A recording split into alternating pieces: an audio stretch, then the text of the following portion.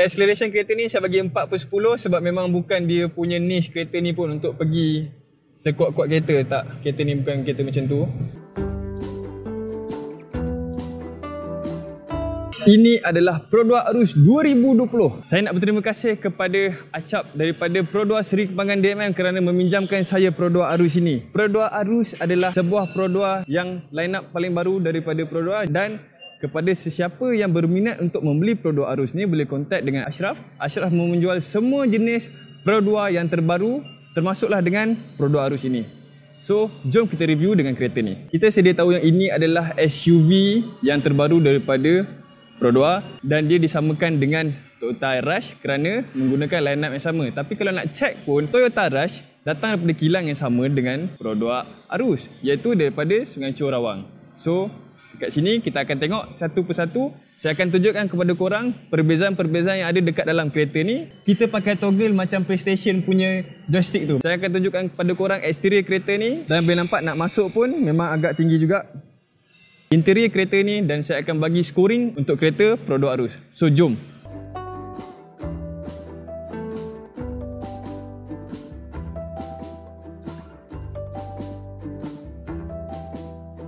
Jadinya untuk tahun 2020, model Pro 2 yang paling tinggi dekat dalam line up Pro 2 adalah Pro 2 Arus, iaitu nampak tinggi dia. Saya tinggi 180 dan dia dah hampir sama dengan saya. Nampak? Ini adalah Pro 2 yang paling tinggi dalam line up 2020. Ini adalah satu-satunya model Pro 2 yang datang sekali dengan roof rail yang functional. Macam yang kita tahu, Pro 2 Asia style datang sekali dengan roof rail, tapi bukan roof rail yang functional macam yang ini. Ini adalah roof rail yang paling teguh sekali dekat dalam line up dan nak dibandingkan dengan Asia style, ini adalah yang lebih baik lah.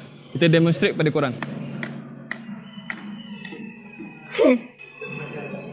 Ini adalah test drive daripada Pro 2. Jadinya di bahagian terbaik sekali iaitu Advance. Yang ini datang sekali dengan fog lamp. Jadinya untuk yang X iaitu dia punya variant yang satu lagi, dia tak ada fog lamp. Jadinya dekat luar kalau kita nampak ada fog lamp pada bahagian sini, automatically ia adalah sebuah Arus Advance. Ini adalah efek daripada Pro 2 Arus, iaitu kita boleh nampak kat sini ada satu bumper punya shield pada bahagian bawah ni dan juga pada bahagian belakang juga ada efek yang sama. Ketinggian memang dia dah menang dekat Arus antara line up Pro 2 tahun 2020.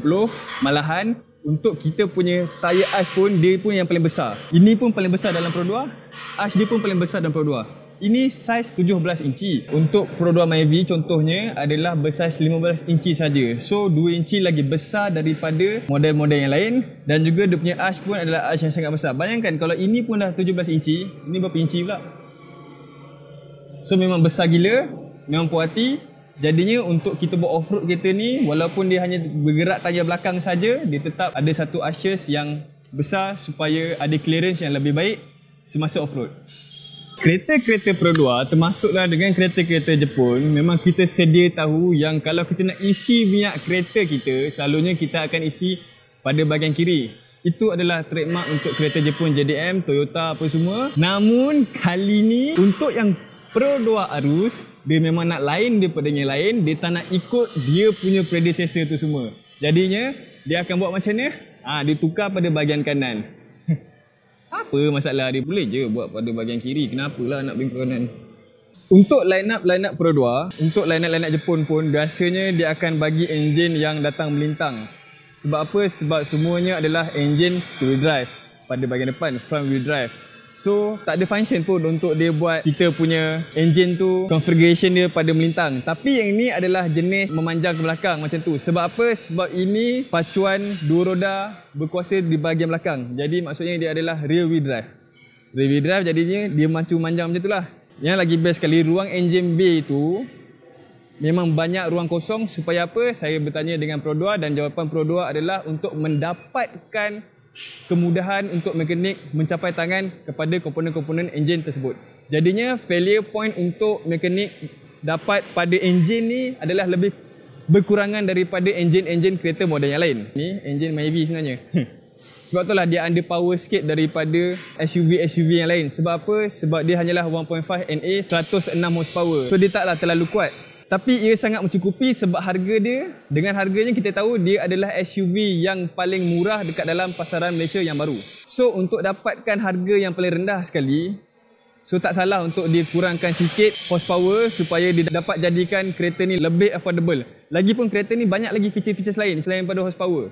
Selalunya kalau kita nak simpan kita punya spare tire, kita akan simpan dekat bonnet, betul. Tapi yang ni tak ada kat bonnet. Tengok saya buka. Kat sini memang tak ada tempat untuk simpan kita punya spare tire. Spare tire duduk kat mana? Spare tire duduk kat bawah. Pada bahagian sini selalunya produk-produk lain dia akan gunakan gear lever yang sama saja, iaitu gear lever yang lurus. Tapi kali ni dia akan gunakan gear lever yang bergigi macam ni. Sebab apa? Sebab kereta ni ada hubungan sekali dengan Toyota Rush. Dia bergabung dengan Toyota Rush. Dia perlukan satu enjin yang sama antara dua. Dan selepas berbincang antara dua-dua, diorang putuskan untuk gunakan yang bergigi macam ni.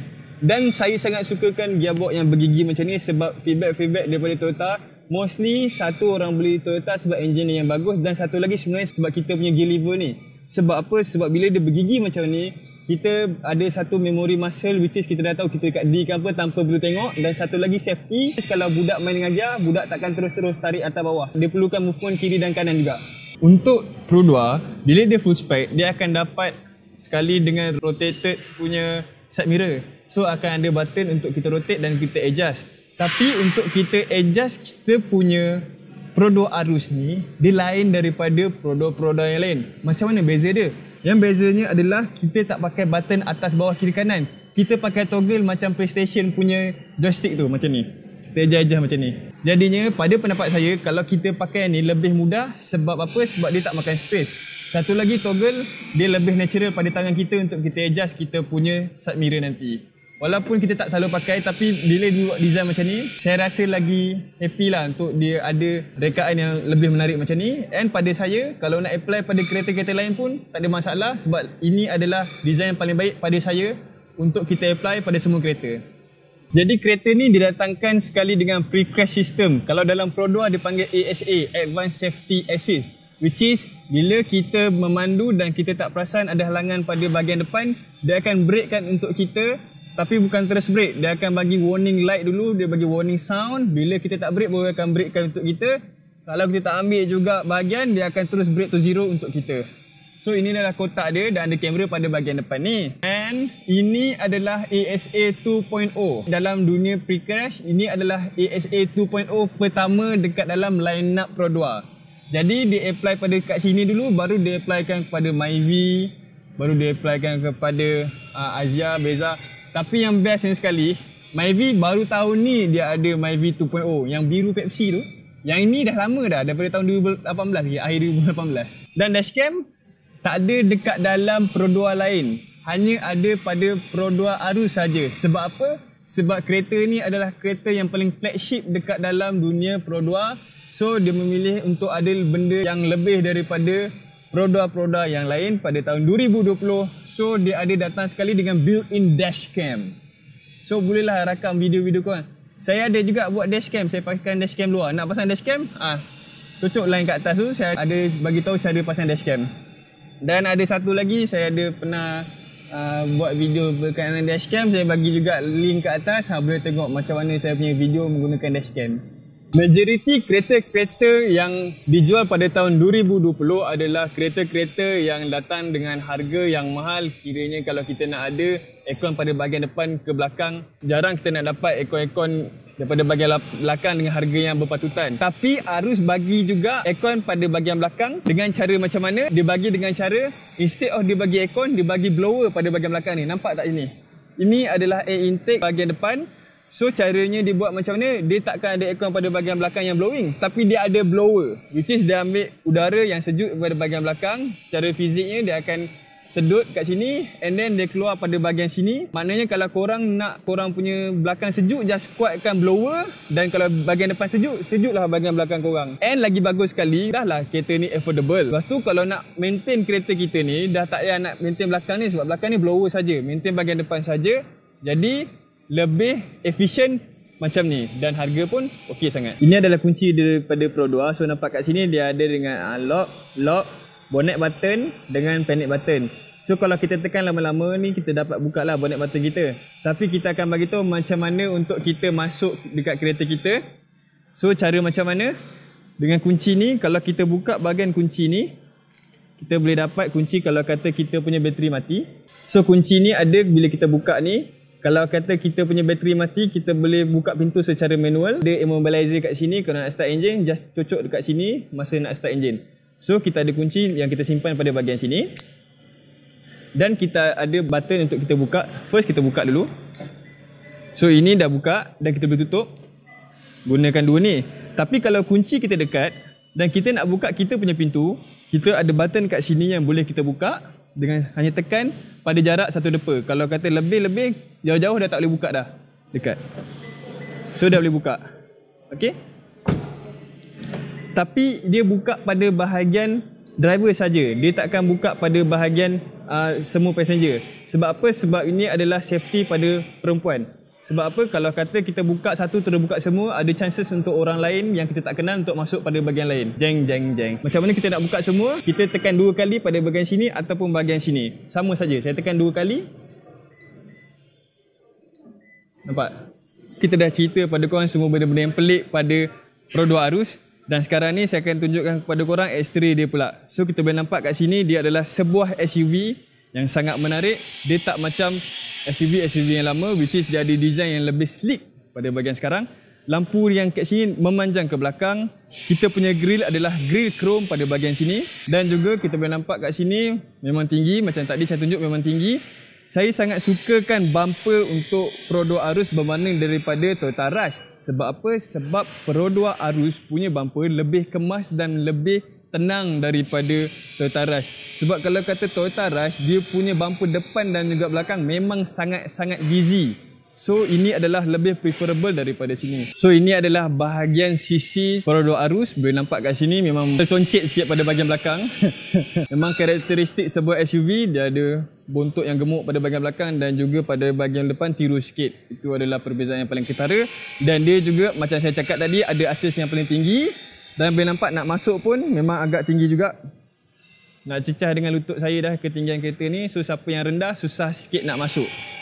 So kalau kata kereta ni untuk orang yang tinggi sesuai sikit lah. Dan dia ada 7 seater. Untuk kereta kita ni kalau nak masuk ada 7 seater means yang ada anak 4, 3 dah sesuai untuk kereta ni. Jadi adakah dia punya seat ni cukup luas untuk penumpang-penumpang 7 orang? Jom kita test kejap lagi. Kita pergi pada bahagian belakang dulu. Belakang ni kita nampak kita ada spoiler dan juga ada lampu pada bahagian sini. Jenis shark fin untuk kita punya antena. Dan even pada bahagian belakang pun kita punya Rush rasanya lebih busy daripada ni.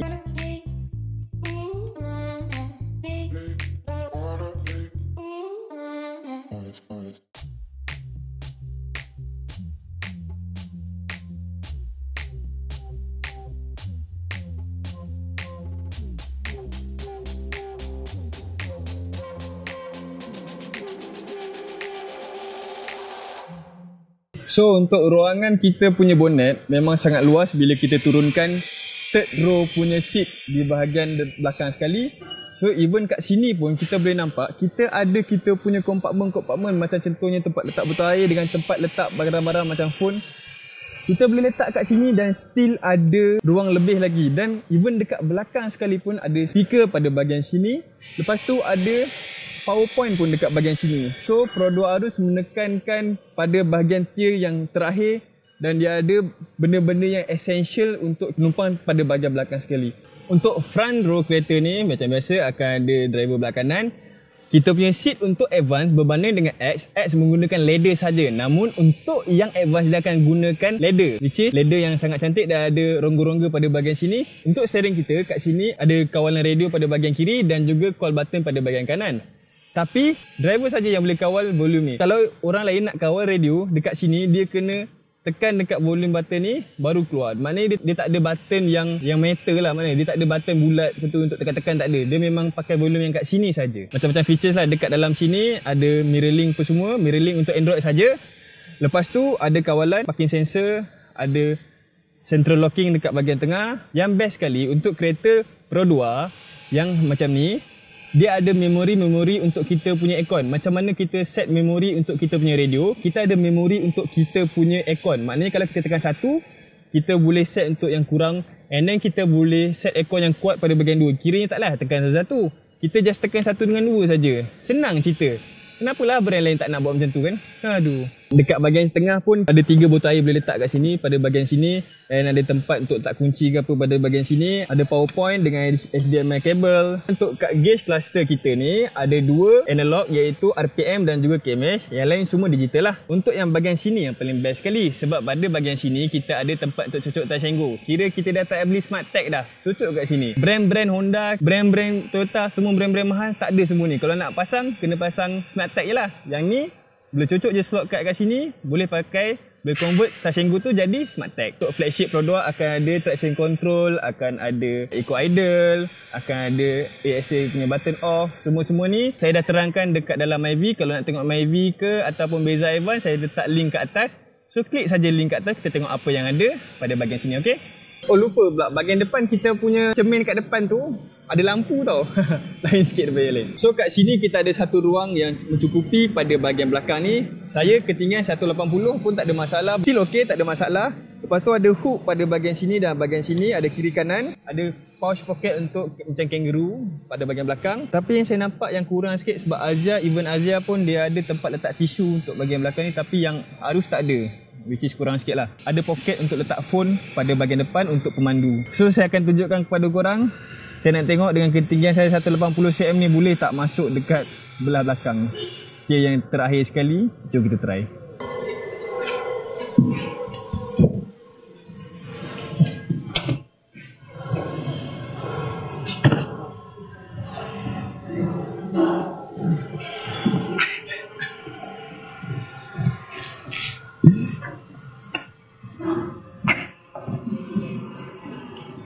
Memang kecil gila.